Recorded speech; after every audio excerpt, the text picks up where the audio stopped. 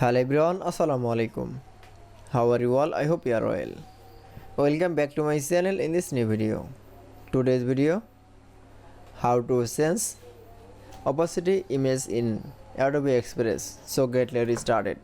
At first open your Adobe Express document.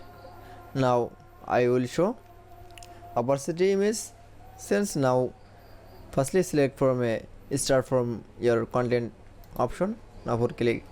Now select from a find your picture.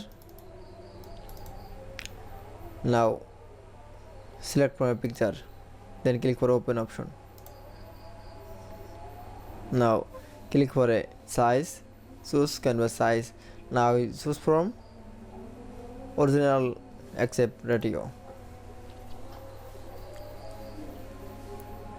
Now you can see open the file, this image. Now this image is the opacity. Now going to the image option, then click for opacity option.